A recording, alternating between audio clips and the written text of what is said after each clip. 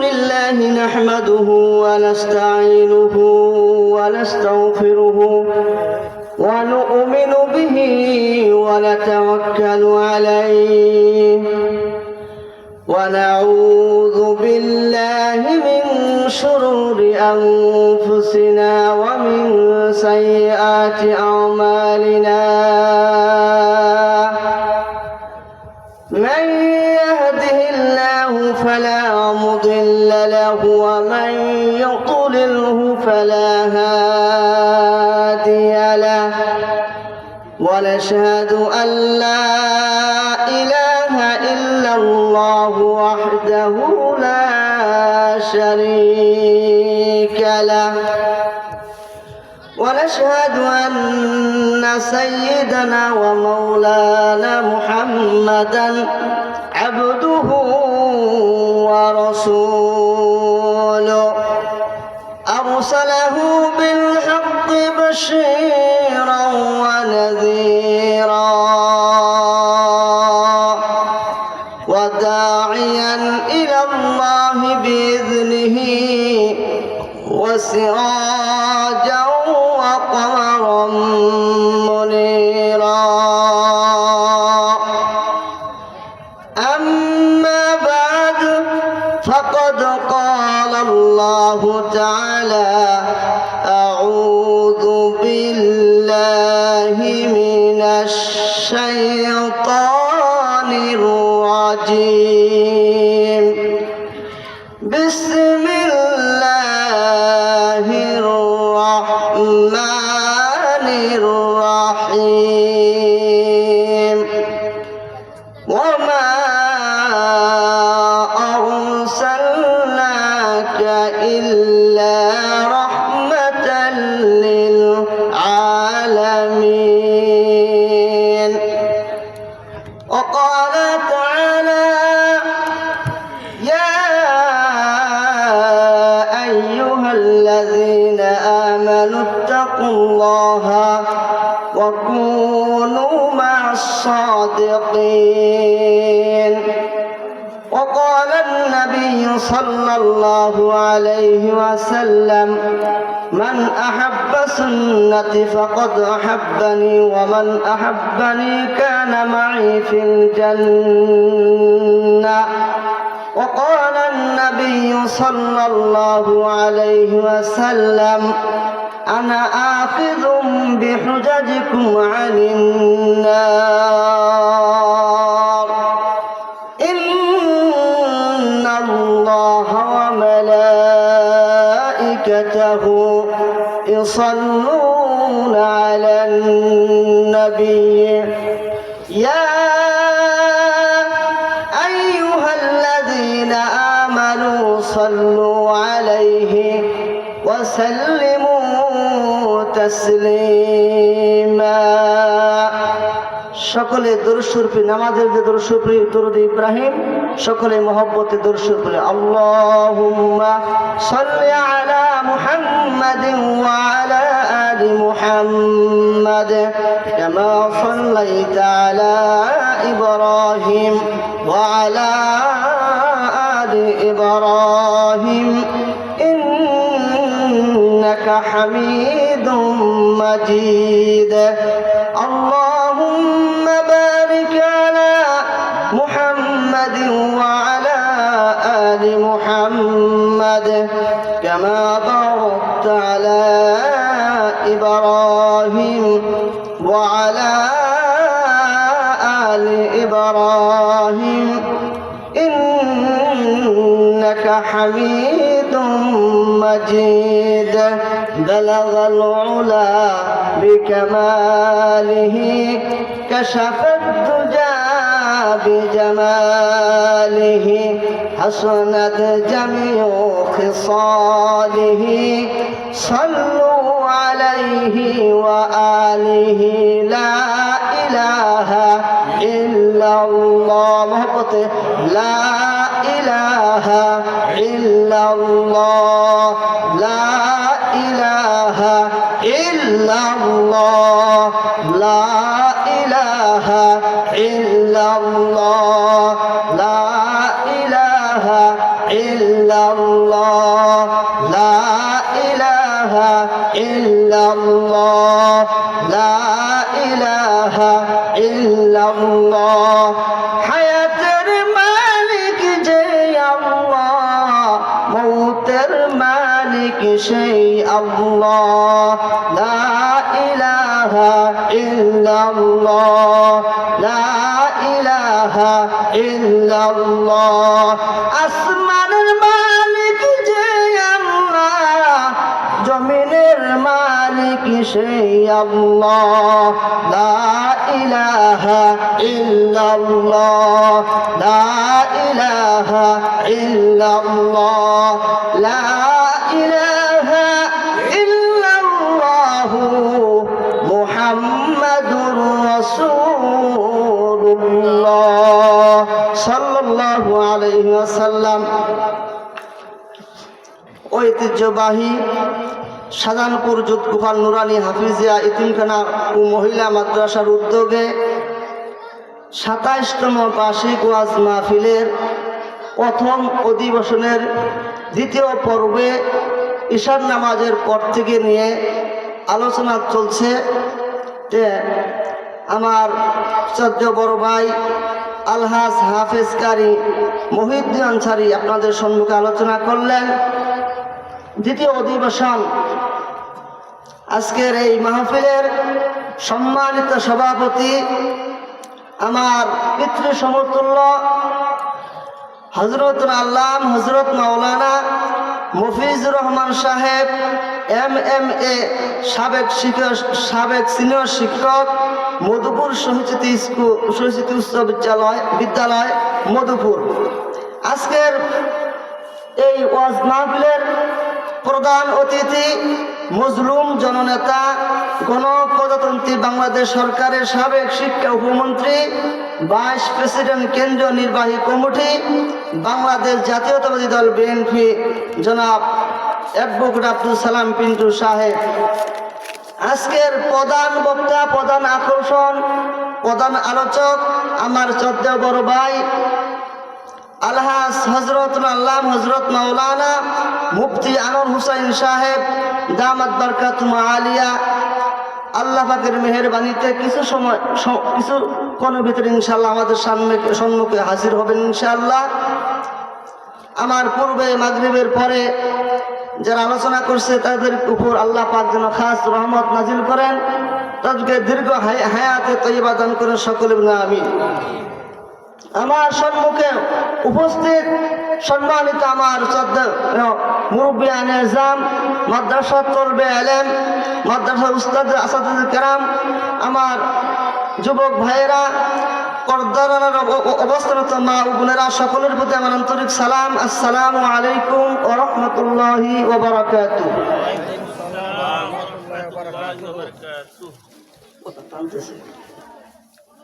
আল্লাহ পাকের দরবারে লাখো কোটি শুকরিয়া যে মহান রব্বে কারীম আমাদেরকে জালিসুর রহমান জান্নাতের বাগানে বসার জন্য, আসার জন্য, দিনের আলোচনা করার জন্য, শোনার জন্য এই জান্নাতের বাগানে আমরা আসতে পেরেছি। আল্লাহ পাক আসার তৌফিক দিয়েছে।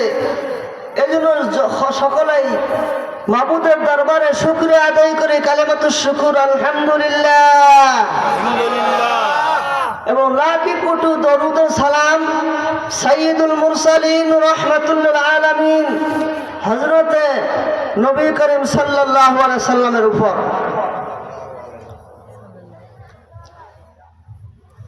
আমার আলোচনা বিষয় হলো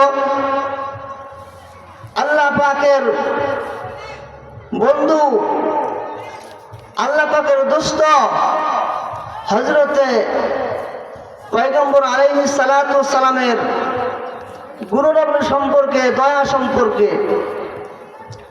মানুষের মধ্যে যতগুলি গুণ থাকে তার মধ্যে বড় একটা গুণ হলো দয়া। বড় গুণ হলো কি? দয়া। এই দয়ার গুণ যার ভিতরে থাকে সে প্রকৃত আল্লাহ পাক এর প্রিয় বান্দা। এই দয়ার গুণ নবী আলাইহিস সালাতু ওয়াস সালামের মধ্যে এত ছিল, নবীকে বলা হয় নবীর রহমত, দয়ার নবী। মুহিব্বুল ফুকারা ওয়াল মাসাকিন।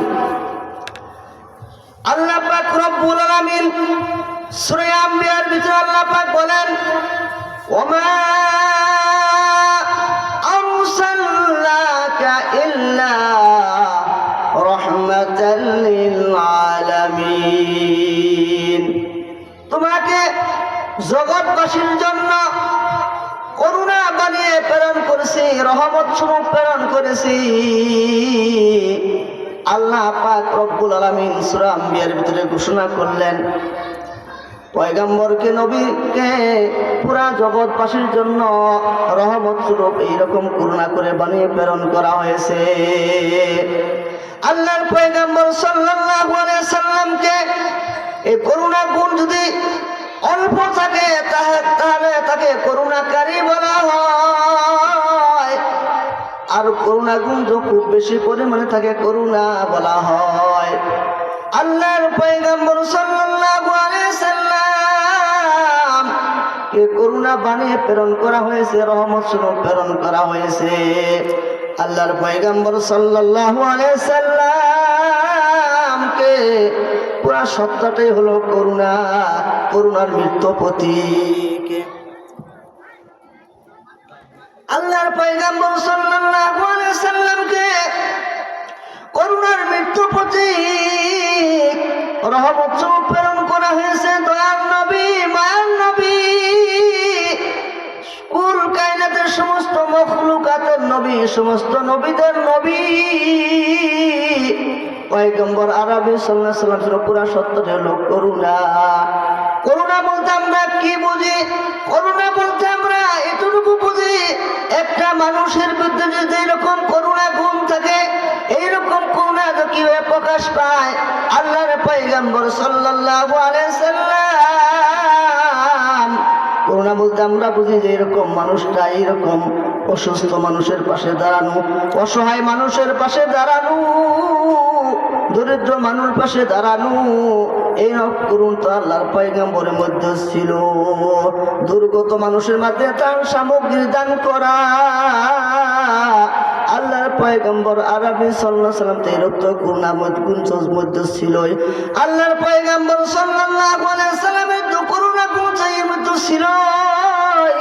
তার মধ্যে বড় করুণা হলো, বড় দয়া হলো মানুষকে জাহান্নাম থেকে বাঁচানো। আল্লাহর পয়গম্বর সাল্লাল্লাহু আলাইহি সাল্লামের চরিত্র সম্পর্কে হাদিসে পাকের ভিতরে ইরশাদ হয়েছে, ওয়াকাল নবী সাল্লাল্লাহু আলাইহি সাল্লাম, ইন্নাকা লা তাসিলু রাহিমা ওয়া তাহমিলুল কাল্লা ওয়া তুকসিবুল মা'দুমা ওয়া তুঈনু আলা নাবাইবিল হক।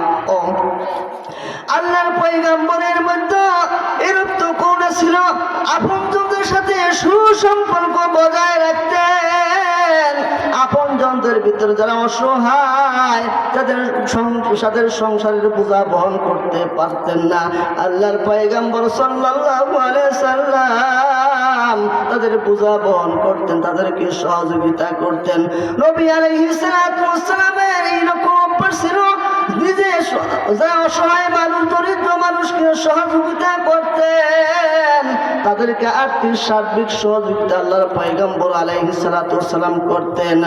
এইরকম তো ছিল।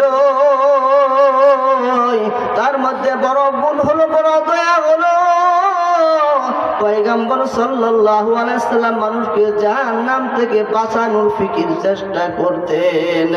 মানুষকে জাহান্নাম থেকে কেমনে বাঁচানো যায় এই ফিকির, এই চেষ্টা পয়গম্বরের মধ্যে এমন ছিল। আল্লাহর পয়গম্বর সাল্লাল্লাহু আলাইহি সাল্লাম এইরকম জাহান্নাম থেকে বাঁচানোর ফিকির চেষ্টা করতেন। এইরকম জাহান্নাম অনন্ত আযাব থেকে এইরকম বাঁচানোর ফিকির চেষ্টা করতেন। আল্লাহর পয়গম্বর সাল্লাল্লাহু আলাইহি সাল্লাম এইরকম মানুষদের, দুর্গত অসহায় মানুষকে আর্থিক সার্বিক সহযোগিতা করতেন। আল্লাহর পয়গম্বর কতটুকু সহযোগিতা করতে পারবেন? যে নবীজির ঘরে দিনের পর দিন আগুন জ্বলত না, হযরতে নবী করিম সাল্লাল্লাহু আলাইহি সাল্লাম এক সময় বাইতুলের মাল এইরকম দান বিলি করতে করতে এইরকম এশা উক্ত হয়ে গেল। ঈশার নামাজ আদায় করার পরে আল্লাহর পয়গম্বর আরবি সাল্লাল্লাহু আলাইহি সাল্লাম মা আয়েশা সিদ্দিকা রাদিয়াল্লাহু আনহার ঘরে গেলে এশার নামাজ পড়ার পরে আয়েশাকে বললেন, আয়েশা ক্ষুধা পেয়েছে, তাড়াতাড়ি খানার ব্যবস্থা করো। হযরতে আয়েশা সিদ্দিকা রাদিয়াল্লাহু তাআলা বলেন, ওই আল্লাহর নামের কসম, আল্লাহর পয়গম্বর আমার ঘরে পানি ব্যতীত কোনো খানার ব্যবস্থা নাই। এই মায়ার নবী, দয়ার নবী যখন কোনো হাদিয়া আসতো সঙ্গে সঙ্গে যেই সমস্ত সাহাবী অসহায় তাদের মাঝে বিতরণ করে দিতেন। আল্লাহর পয়গম্বর সাল্লাল্লাহু আলাইহি ওয়াসাল্লাম তার বড় দয়া হলো এই যে মানুষকে জাহান্নাম থেকে বাঁচানোর ফিকির চেষ্টা করতেন। যে নবীজির ঘরে চুলায় আগুন জ্বলতো না, আর্থিক সার্বিক দুষ্ট দুঃখ কষ্টে কত সাহায্য করতে পারবেন, তারপরে ঋণ করে সাহায্য সহযোগিতা করতেন আল্লাহর পয়গম্বর সাল্লাল্লাহু আলাইহি সাল্লাম। আল্লাহর পয়গম্বর সাল্লাল্লাহু আলাইহি সাল্লাম এরকম আল্লাহর কোন বান্দা আবার যুদ্ধ গোপাল মুরব্বী বাবা জিরাগো, আমার শাহজাহানপুরের মুরব্বী বাবা জিরাগো, যুবক ভাইয়েরা গো, গভীর মনোযোগ কথাগুলো শোনার চেষ্টা করবেন, দিলের কান দিয়ে কথাগুলো শোনার চেষ্টা করবেন। এই আমার নবী, দয়ার নবী যে আদর্শ আমাদের লালন করতে হবে, বাস্তবায়ন করতে হবে। আল্লাহর পয়গম্বর সাল্লাল্লাহু আলাইহি সাল্লাম এত দয়া করতে, এত মেহেরবানি করতেন। ওই রকম আল্লাহর গোলাম, আল্লাহর বান্দা এইরকম একটা বান্দার সাহায্য করার জন্য যদি এগিয়ে যায়, আমার আল্লাহ তার সাহায্যের জন্য এগিয়ে যান। সুবহানাল্লাহ। ওই রকম মজবুত বিশ্বাস রাখিয়ে যদি কোনো বান্দার প্রতি কোনো বান্দার সাহায্য সহযোগিতা করে আগে যায়, আল্লাহ পাক সাহায্য আগে যান। এইরকম মজবুত বিশ্বাস রাখি যদি কেউ সাহায্য সহযোগিতা করতে পারে, এইরকম তাও কুদু করতে পারে, আল্লাহ পাক হাদিসে কুদসিতে বলেন, আনা ইনদা যন্নি আবদি বি, আমার বান্দা যে এরকম আমার প্রতি ধারণা পোষণ করবে, আমি ওই বান্দার প্রতি ওই রকম ধারণা পোষণ করি।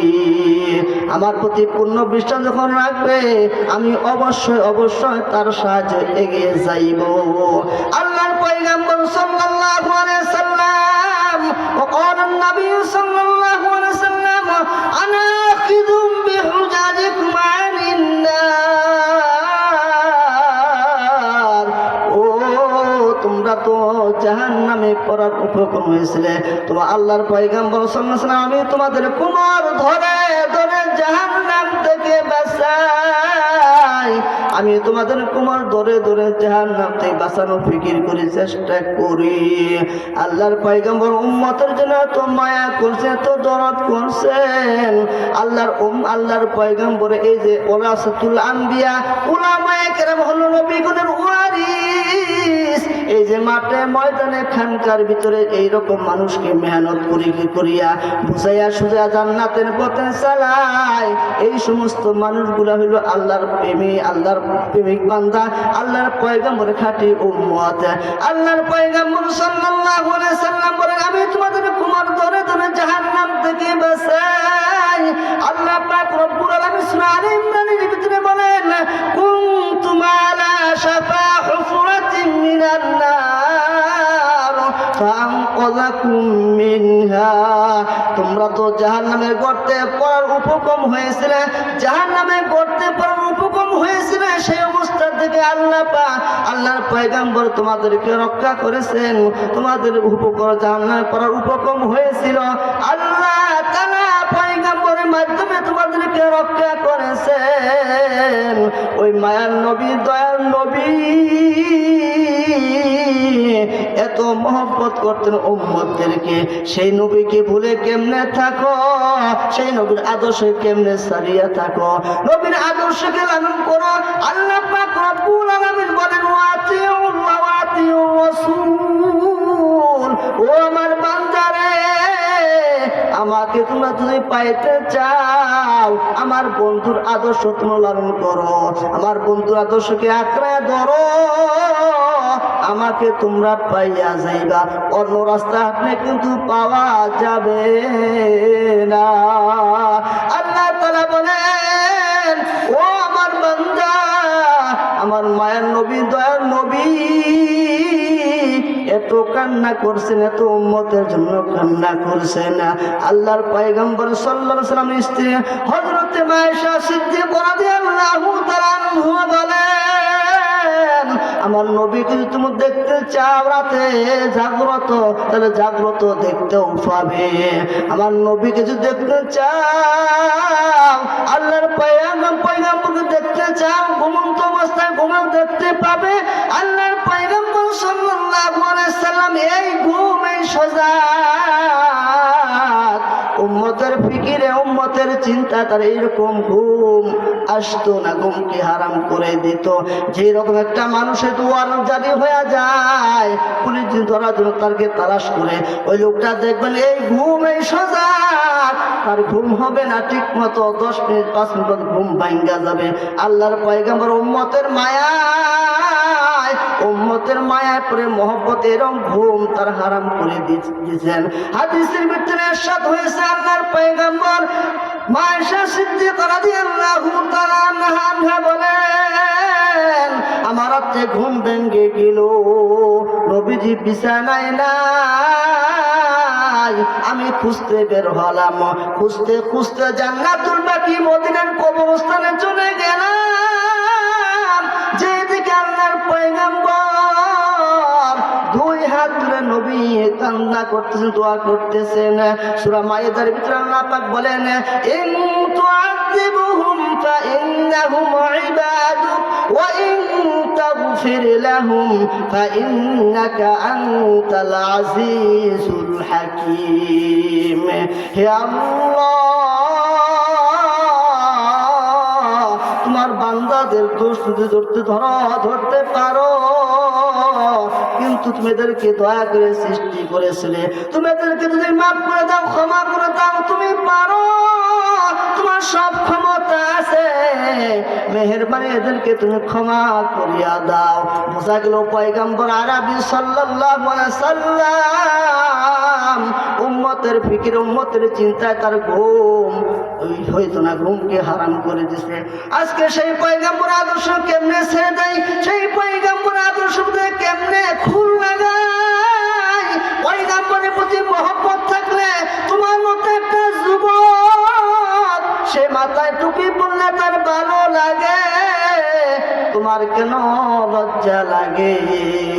তোমার মতো আরেকটা যুবক দাঁড়িয়ে রাখলে ভালো লাগে, তোমার কেন দাঁড়িয়ে রাখলে খারাপ লাগে? তোমার মতো একটা যুবক জুব্বা গায়ে দিলে ভালো লাগে, তোমার কেন লজ্জা লাগে?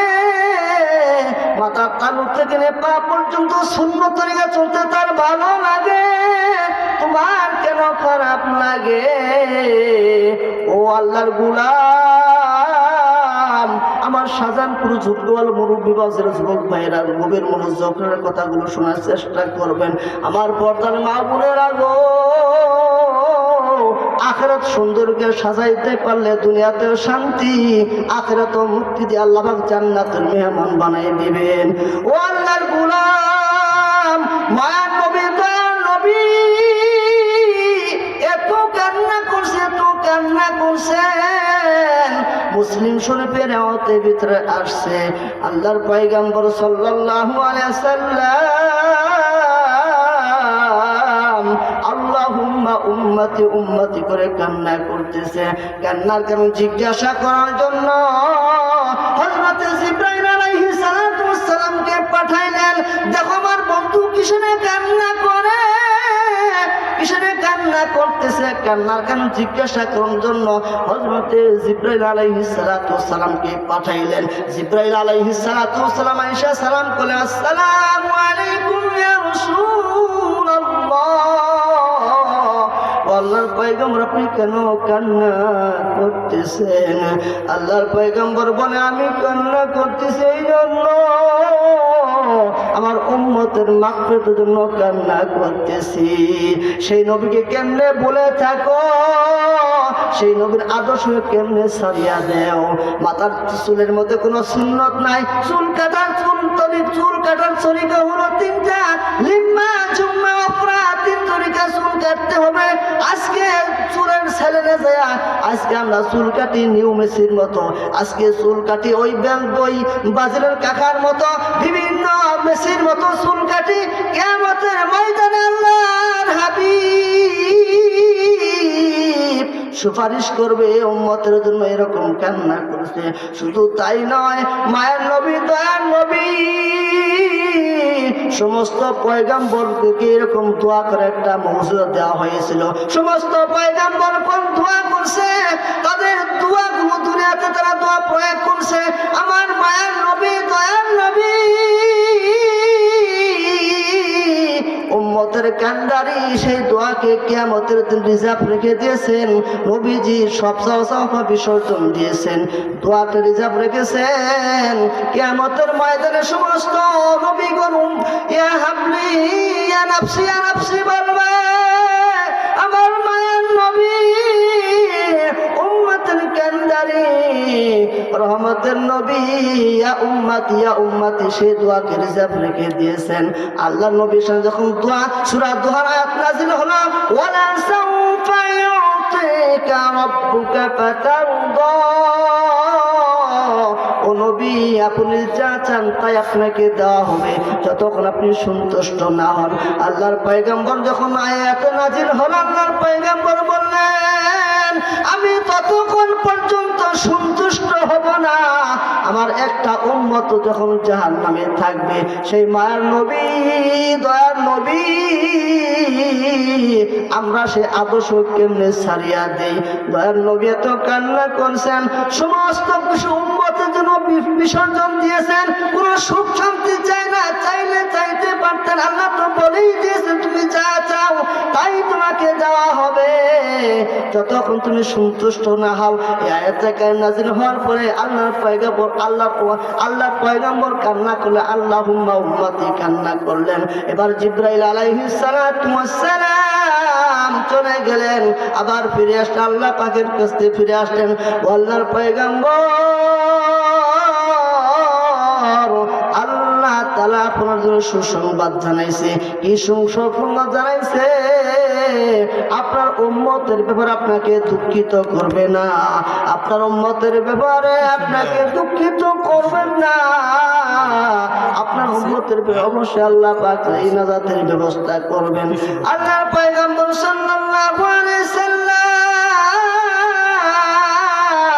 যখন মক্কা বিজয় হয়ে যায়, লা তাসরিবা আলাইকুমুল ইয়াউম, যে সমস্ত কাফের মুশরিকরা অত্যাচার করেছিল, যখন মক্কা থেকে ভাগা শুরু করে দিল, আল্লাহর পয়গম্বর আরবি সাল্লাল্লাহু আলাইহি সাল্লাম বললেন, আমার পক্ষ থেকে কোনো অভিযোগ নাই, আমি কোনো প্রতিশোধ নেব না। তোমরা যে যেখানে থাকার নিরাপদ মনে করো সেখানে তোমরা নির্ভয়ে থাকতে পারো। তার পূর্বে আল্লাহর পয়গম্বরকে কত কষ্ট দেওয়া হয়েছে, তায়েফের ময়দানে পাথর মেরে রক্তাক্ত করা হয়েছে, আঘাতে অবসন্ন হয়ে পড়েছিল, নবীজি রক্ত শরীর মধ্যে রক্ত ঝরতে পায়ের মোজা আটকে গিয়েছিল। ওই পারে দায়িত্ব ফেরেশতা আসে বলল, আল্লাহর হাবিব আল্লাহ পাক আমাকে পাঠাইছে, আপনি যদি চান পুরা তায়েফবাসীকে মক্কাবাসীকে কেউ নিষ্পেষিত করে দিব। আল্লাহর পয়গম্বর সাল্লাল্লাহু আলাইহি সাল্লাম বলেন, আমি চাই আল্লাহর কাছে আশা রাখি ওরা বেঁচে থাকুক। ওরা না মানলে ওদের ভবিষ্যতে যে বংশ থাকবে কেউ না কেউ এক আল্লাহকে মানবে, মুমিন হবে। আল্লাহ নবী দুঃখ নিলেন না, বেদনা নিলেন না। হযরতে নবী আলাইহিস সালাতু ওয়াসসালাম নামাজ পড়তেছে, আল্লাহর পয়গম্বর সাল্লাল্লাহু আলাইহি ওয়াসাল্লাম নামাজ পড়তেছে। নামাজ পড়া অবস্থায় এই কাফের মুশরিকগুলো আসিয়া ওদের নারীগুলো তার মাথায় চাপাই দিছে। ওদিকে সাহাবায়ে কেরাম হাজির, সাহস পাচ্ছে না যে মাথার উপর থেকে নারী পুরুষ সরাই দিবে। কাফের মুশরিক সেখানে হাজির। এই মর্মে হযরতে মা আয়েশা সিদ্দিকা রাদিয়াল্লাহু আনহা টের পাইছে। বাসা থেকে দৌড়ে আয়েশা মাথার উপর থেকে নারী পুরুষগুলো সরাই দিছে। আল্লাহর পয়গম্বর মাথা সিজদা থেকে উঠাইছে। এত নির্যাতন, এত কষ্ট দিছে, সাহাবায়ে কেরাম এত নির্যাতন কষ্ট দিছে। আল্লাহর পয়গম্বর সাল্লাল্লাহু আলাইহি সাল্লামের সাহাবী অতিষ্ঠ হয়ে দেশ ছেড়ে কেউ আবিসিনিয়া চলে গেছেন। একবার সকলে নবী সহ সাহাবী মক্কা থেকে মদিনায় চলে গেছেন। যখন মক্কা থেকে মদিনায় যান, মক্কা দিকে তাকায় সে কান্না করছে, মক্কা কত পবিত্র তুমি, আমার কত প্রিয় ভূমি তুমি। এইরকম কান্না করতেছে, এইরকম কান্না করতেছে, দোয়া করতেছে, ওয়ালাউলা আন্না খুরাজানি। ও আল্লাহর পয়গম্বর বললেন, আমি আমার লোকের আমাকে বের করে না দিত, আমি তোকে ছাড়া অন্য কোথাও বসবাস করতাম না। এত নির্যাতন, এত অত্যাচার করার পরে যখন মক্কা বিজয় হয়ে গেল, আল্লাহর পয়গম্বর যখন মক্কা বিজয় করলেন, এবার ওই সমস্ত কাফের মুশরিক চলে বাধা শুরু করে দিল। ওই সময় টের পেয়ে আল্লাহর পয়গম্বর বললেন, লা তাসরিবা আলাইকুমুল ইয়াউম, আমার পক্ষ থেকে আমার কোনো অভিযোগ নেই, আমার পক্ষ থেকে আমি কোনো প্রতিশোধ নেব না। তোমরা যে যেখানে থাকাটা নিরাপদ মনে করো সে সেখানে তোমরা থাকতে পারবো। তাহলে ওই লোকগুলো যখন মুসলমান হয়েছে তারা কিরকম মুগ্ধ হতে পারে, যে রাসূলকে রক্তাক্ত করেছে, যে রাসূলকে এরকম নামাজরত অবস্থায় মাদারি বুড়ি সাফাই দিছে, এত ঢিল মারছে, ওই মায়ার নবী ওই সমস্ত মানুষ কিরকম আকৃষ্ট হতে পারে। আজকে মায়ার নবীকে কেমনে ভুলে থাকো। আজকে চড়াই কোনো সুন্নত নাই, শোয়াই কোনো সুন্নত নাই, টয়লেট প্রস্তাব কোনো সুন্নত নাই, খানায় সুন্নত নাই। আজকে শুধু মরার পরে এই যে আমরা মরার সময় যে দোয়া করি, বিসমিল্লাহ আলা মিল্লাত রাসূলুল্লাহ, রাসূলের নামে যে আখলাম, রাসূলের কোনো আদর্শ নাই, সিরাত নাই। আল্লাহর পয়গম্বরকে তারা এত কষ্ট দেয়, তারা এরকম কলেমা পড়ে মুসলমান হওয়ার পরে ওই সাহাবীগুলো কিরকম সাহাবী, ফিদা দাবি উম্মতি ইয়া রাসূলুল্লাহ, আমার মা বাপ, আমার জীবন, আমার সব কিছু আপনার জন্য কুরবান। হযরত আমর ইবনে আস রাদিয়াল্লাহু তাআলা আনহু নবীজির মশহুর সাহাবী ছিলেন। যখন মৃত্যু শয্যায় পাঞ্জা লড়তেছে, কান্না করতেছেন, ওই সাহাবী বলতেছে, আর সাথীগণ বললেন, ও তুমি কেন তো কান্না করো? নবীজির তুমি বড় সাহাবী, তোমার তো আল্লাহ পাক ক্ষমা করে দিবেন। ওই সাহাবী বলতেছে, আমি এই জন্য কান্না করতেছি, আমার একটা তিনটা সময় গেছে, একটা সময় হলো নবীজির চেহারা আমার কাছে সবচেয়ে ঘৃণিত ছিল যখন আমি কাফের ছিলাম। ওই সময় যে আমার মৃত্যু হয়ে গেত, নিশ্চিত আমি নির্ঘাত, আমি জাহান্নামী। আবার যখন আমি মুসলমান হইলাম, কলেমা পড়লাম, আমার কাছে নবীজি এত প্রিয় হয়ে গেল, এত প্রিয় হয়ে গেল, আমার জীবনের চাইতে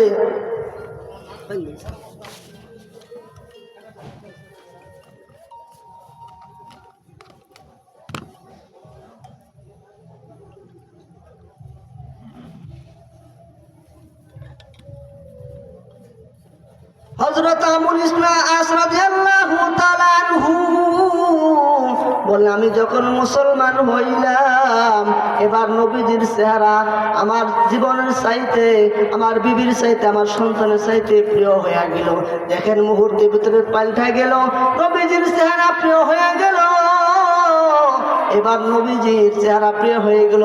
যখন এই মৃত্যু না পাঞ্জায় উঠতেছে, তখন বলতেছে, এখন তো নবীজির ওফাত হওয়ার পরে আমি বিভিন্ন কাজের সাথে জড়িত হয়ে গেছি, বিভিন্ন রাজনীতির সাথে জড়িত হয়ে গেছি, আমার ভয় হচ্ছে আমার নাম কি, আমি কি মানি হয়ে যায়।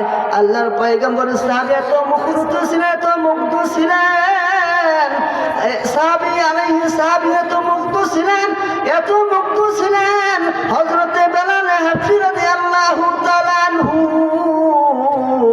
নবীজির প্রিয় সাহাবী, নবীজি যখন মেরাজে গেলেন, মেরাজে যাওয়ার সময় জান্নাত পরিদর্শন করলেন। জান্নাতে পরিদর্শন করার সময় এরকম পিছনে খরমের আওয়াজ শুনতেছে। জিব্রাইলকে জিজ্ঞাসা করে, জিব্রাইল খরমের আওয়াজ শোনা যায়? আল্লাহর পয়গম্বরকে জিব্রাইল আলাইহিস সালাতু ওয়াস সালাম বললেন, ও আল্লাহর পয়গম্বর, আপনার প্রিয় সাহাবী, উম্মতের সাহাবী, দরদি হযরতে বেলালের খরমের আওয়াজ শোনা যায়। এবার হযরতে নবী আলাইহিস সালাতু ওয়াস সালামের কাছ থেকে আসিয়া হযরতে বেলালকে জিজ্ঞাসা করলো, বেলাল, তুমি কি আমল করো যে আমলের দৌলতে আমি মেরাজে যাইয়া জান্নাতে পরিদর্শন করার সময় তোমার খরমের আওয়াজ পাইলাম? হযরতে বেলাল হাবশী রাদিয়াল্লাহু তাআলা আনহু বললেন, ও আল্লাহর পয়গম্বর, আমি বেলালের কোনো আমল নাই তো আমি মাকরুহ তো না থাকলে আমি ওযু করার পরে 2 রাকাত তাহিয়াতুল ওযুর নামাজ আমি আদায় করি। হইতে পারে আল্লাহ পাক এই আমলের বরকতে, এই আমলের উসিলায় আপনি জান্নাতের ভিতরে খরমের আওয়াজ আপনি শুনতে পাইছেন। আজকে আমার আপনার 5 ওয়াক্ত নামাজ পড়া ফরজ। আজকে মসজিদে আযান দেওয়া হয়, আল্লাহু আকবার, আল্লাহু আকবার, আশহাদু আন লা ইলাহা ইল্লাল্লাহ, أشهد أن لا إله إلا الله، أشهد أن محمدا رسول الله، أشهد أن محمدا رسول الله، حي على الصلاة، حي على الصلاة، حي على الفلاح، حي على الفلاح، الله أكبر، الله أكبر، لا إله إلا الله। এত সুন্দর করে মসজিদে আযান দেওয়া হয়, নামাজি পাওয়া যায় না, মুরব্বী নামাজি ছাড়া নামাজি পাওয়া যায় না। আমার আপনার উপর যখন আমি বালেগ হওয়ার পরে আমার উপর এরকম সকলের উপর যারা মুসলমান বালেগ পুরুষ বালেগ মহিলার উপর এরকম নামাজ পড়া ফরজ, আইন ফরজ, মসজিদে নামাজে পাওয়া যায় না। আল্লাহ পাক সূরা মুমিনুন আল্লাহ পাক বলেন, কদ আফলাহাল মুমিনুন আল্লাযীনা হুম ফি সালাতিহিম খাশিউন। নিশ্চয়ই ওই নামাজের নামাজ কিয়ামতের দিন তাকে মুক্তির ব্যবস্থা করবেন, যেই নামাজের ভিতরে খুশুর সহিত নামাজ আদায় করে। আজকে নামাজ যাও পড়ি, নামাজে যে শুধু তাড়াতাড়ি করে নামাজ পড়ে আসে, নামাজের এত গুরুত্ব, নামাজের গুরুত্ব নাই। নামাজ সহিত ব্যক্তি 5 ওয়াক্ত নামাজ আদায় করবে, আল্লাহ পাক রব্বুল আলামিন তাকে দুনিয়াতে 1 নম্বর পুরস্কার দান করবে, রিজিকের তৃষ্ণা মিটাই দিবে। 2 নম্বর হলো কবরের আযাবকে হটাইয়া দিবে। 3 নম্বর হলো পুলসিরাত বিদ্যুৎ গতিতে পান করিয়া দিবে, মিজানে পাল্লা পানি করিয়া দিবে, ডান হাতে আমল নিয়ে বিনাশের জান্নাত দান করিয়া দিবেন। আল্লাহ তাআলা পবিত্র কোরআনের ভিতরে এত সুন্দর করে বারবার বলেছেন, 82 জায়গা নামাজের কথা আল্লাহ পাক বলেছেন। আজকে নামাজের খবর নাই। 1 ওয়াক্ত নামাজ কাজা করলে 80 হুকবা জাহান্নামে থাকতে হবে। তার 80 হুকবার 1 হুকবার পরিমাণ হলো 2,88,00,000 বছর জাহান্নামে থাকতে হবে। আজকে নামাজ পড়ি, হযরত আশরাফ আলী থানভী রাহমাতুল্লাহ বলেন, নামাজটা পুরো দুনিয়া বিখানে নামাজ পড়া বিলকুল নামাজ হবে না। অন্তত 2-1 বছর এইরকম আল্লাহর খেলে নামাজ পড়তে পারো, ওই নামাজটা কিন্তু হবে, কিন্তু সুন্দর নামাজ হইবে না। আল্লাহ পাক রব্বুল আলামিন আল্লাহর পয়গম্বর আরবি সাল্লাল্লাহু আলাইহি ওয়াসাল্লাম বলেন হাদিসের ভিতরে, 2 রাকাত নামাজ শুরু থেকে শেষ পর্যন্ত তুমি আল্লাহর খেলে পড়তে পারো, 2 রাকাত নামাজ যদি আদায় করতে পারো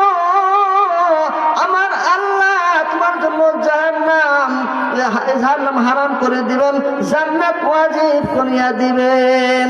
আজকে আমরা নামাজে গাফেল, ইসলামের বুনিয়াদের মধ্যে নামাজের মধ্যে আমরা গাফেল, নামাজ আদায় করি না। নামাজ হলো মুমিনের মেরাজ। আস-সালাতু মিরাজুল মুমিনিন,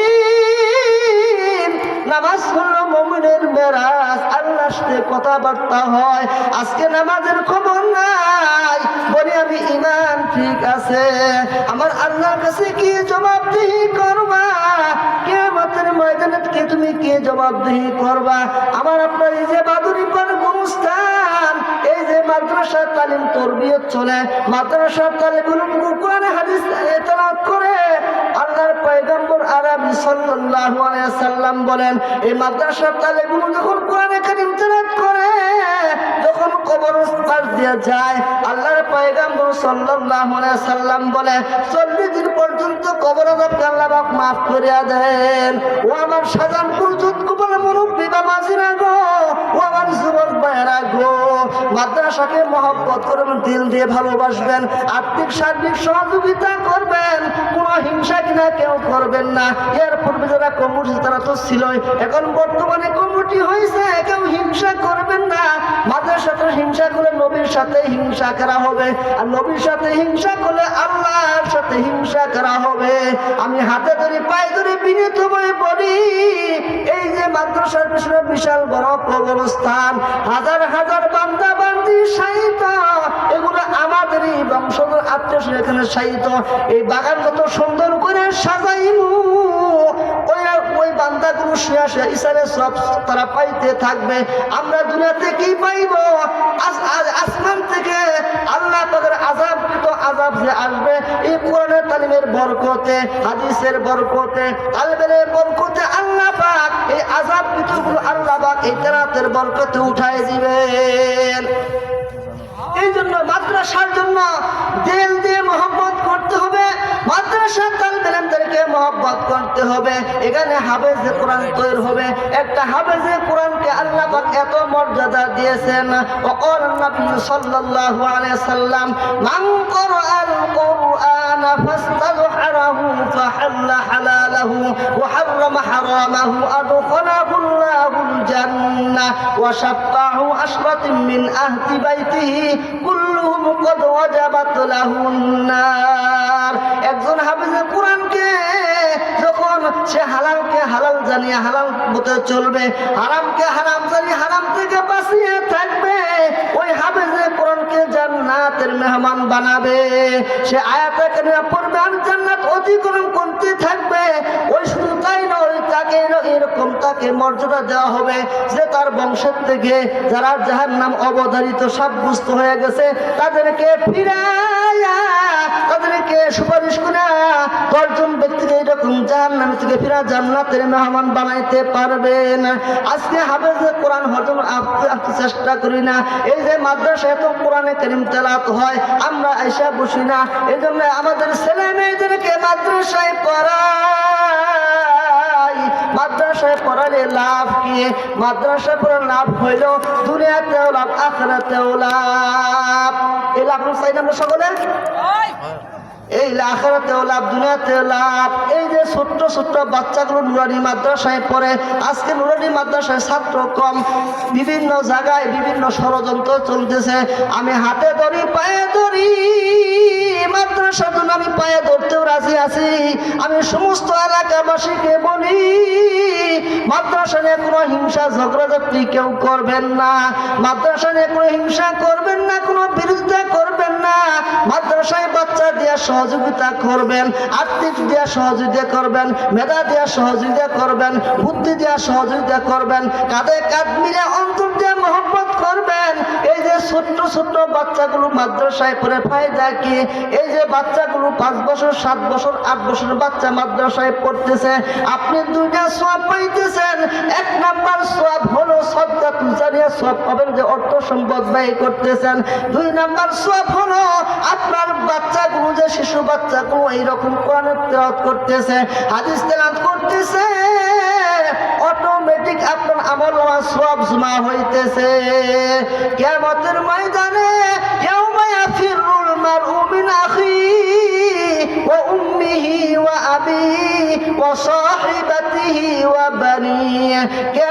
ময়দানে বাবা সন্তানকে চিনবে না, মা সন্তানকে চিনবে না, স্ত্রী স্বামীকে চিনবে না, বন্ধু বন্ধুকে চিনবে না। ওই সময় যদি একটা নেকি সব করিয়া যায়, আজকে মাদ্রাসায় ছাত্র করে লাভ হলো, দুনিয়াতেও লাভ, আখিরাতেও লাভ। আজকে যে বাচ্চা গুনার পিছনে, সিনার ভিতরে কোরআনের নূর ঢুকাই দিতে পারেন, হাদিসের নূর ঢুকাই দিতে পারেন, ওই বান্দাগুলো যদি ইউনিভার্সিটি পড়াশোনা করে এসপি ডিসপি এসপি হয়, তারপরে কিন্তু ক্রোধগ্রস্ত হবে না। কেন হবে না? আল্লাহর পয়গম্বর বলেন, আমার উম্মতের মধ্যে যখন সিরাত সূরা ইয়াসিন ঢুকবে, সূরাতুর রহমান ঢুকবে, সূরা ওয়াকিয়া ঢুকবে, সূরা মুলক ঢুকবে, এই রকম পূর্ণ কোরআন সিরার ভিতরে ধারণ করবে, হাদিস ধারণ করবে, ওই বান্দা কোনো ক্রোধগ্রস্ত হবে না। যদি ডিসি হয় তার মুখে দাড়ি থাকবে, যদি এফসি হয় তার মাথায় টুপি থাকবে, যদি এমপি মন্ত্রী হয় তার মুখে দাড়ি থাকবে, সে সুন্নতের খেলাফ কাজ করবে না। আমি হাতে ধরে পায়ে ধরে বলি, মাদ্রাসার মহব্বতে বলি, নবীর মহব্বতে বলি, নবীকে যদি মহব্বত করতে চান, একটা মানুষ আর মাদ্রাসার কোনো বিরুদ্ধে আলোচনা করবেন না। কাঁধে কাঁধ মিলাইয়া, ওই যে আমার আব্বা শাহিদ, আমার আম্মা কবরস্থানের ভিতরে শাহিত, আমার দাদা কবরস্থানের শাহিত, আজকে মাদ্রাসায় নক্ষত্র উজ্জ্বল করবেন, ওই কবরস্থানে তারা শুয়ে শাহিদ সব পাইতেই থাকবে, পাইতেই থাকবে, পাইতেই থাকবে। সত্যতু জারিয়া, কিয়ামত পর্যন্ত সব জারি থাকবে।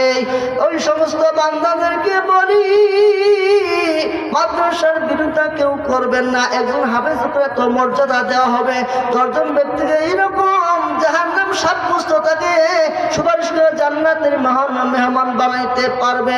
শুধু তাই নয়, এই যে লজিং রাখলেন, আপনিও এইরকম জান্নাতি হতে পারবেন। আর্থিক যে সহজে আপনিও জান্নাতি হতে পারবেন। একজন আলেমকে এইরকম পাওয়ার দেওয়া হবে, এইরকম মর্যাদা দেওয়া হবে, এইরকম মর্যাদা দেওয়া হবে, কিয়ামতের দিন তার বংশের থেকে 40 দিন থেকে 40,000 পর্যন্ত সুপারিশ করে জান্নাতে পৌঁছাইতে পারবে। মাদ্রাসার বিরুদ্ধে করা যাবে না, যাবে না। আমি নিজে আলেম হইতে পারি নাই, আলেমের বিরুদ্ধে করব না। আলেম হলো নবীগণের প্রতিনিধি, ওয়ারাসাতুল আম্বিয়া, নবীগণের ওয়ারিস। একজন আলেমের মর্যাদা এত দাম, এত দাম। আও কামা ক্বাল আলাইহিস সালাতু ওয়াস সালাম, ফাদলুল আলিমি ওয়া আবদি কাফাতনি আলা আদনাকুম। তোমাদের মধ্যে ছোট ব্যক্তি হইতে আমার মর্তবা যত বড়, বিলম আবেদের সিজদাতুল খাটি আলেমের মর্তবা তত বড়। আবেদ কাকে বলে? ইবাদত গুজার ব্যক্তিকে আবেদ বলে। 1000 আবেদ সারা রাত্র নামাজ পড়বে, আর হক্কানি আলেমে রব্বানি শুয়ে শুয়ে ঘুম পারবে, তারপরে তার মর্যাদা বেশি। এই যে মাঠে ময়দানে খেদমত করতেছে, মসজিদে খেদমত করতেছে, মসজিদের সামান্য বেতনে খেদমত করে মাত্র 5,000 টাকা বেতন দেন, অথচ আপনার ছেলে 50,000 টাকা মাসে বেতন পায়, অথচ আপনার ছেলে 1 লক্ষ টাকা বেতন পায়। আপনার মসজিদের ইমাম মাত্র 10,000 টাকা বেতন পায়, 10,000 টাকা কি হয়? এত আলেমের মর্যাদা। আলেমের বিরুদ্ধে কেউ করবেন না, আলেমের সমালোচনা করবেন না। এই যে মসজিদ মাদ্রাসায় তারা খেদমত করতেছে, তাদেরকে মন দিয়ে ভালোবাসবেন, মাদ্রাসাকে ভালোবাসবেন। আমি গুনাহগার, আমার বাড়ি যুদ্ধবল পূর্ব বরা মরহুম নুরুল ইসলামের ছেলে, আমি মোহাম্মদ রফিকুল ইসলাম। আমাকে সব অনেকেই চিনেন। আমি মধুপুর দামপাড়া মসজিদের খাদেম, আমি চাতুটিয়া মসজিদের খতিব খাদেম। আমি হাতে ধরি, পায়ে ধরি, মাদ্রাসার কেউ বিরুদ্ধে করবেন না। আমি অদমের হাতে, আমি গুনাহগারের হাতে আল্লাহর হস্তে সদকাতুল জারিয়া নিতে কে কে 1000 করে টাকা দেবেন? 1000 করে টাকা এই মাদ্রাসায় দেবেন। 5টা লোক দাঁড়ান, 1000 করে টাকা। মন থেকে দোয়া করবো ইনশাল্লাহ, মনের থেকে দোয়া করবো ইনশাল্লাহ। মেহেরবানি করে, মেহেরবানি করে একটি করে 1000, 5টা লোক চাইছে ইনশাল্লাহ। আল্লাহর ঘরে দান করবেন। এই যে ডিপিএস করেন, এই যে ব্যাংকে টাকা জমাইতেছেন, এগুলা আপনার সম্পদ না। আপনার এখন শ্বাস বন্ধ হয়ে যাবে, এই সম্পদের মালিক আপনার সন্তান হয়ে যাবে। আপনি যা নিজ হাতে দান করবেন সেটাই আপনার। আপনি নামাজ পড়ছেন সেটাই আপনার। এই যে চাদর পরছি, চাদর কিন্তু আমার।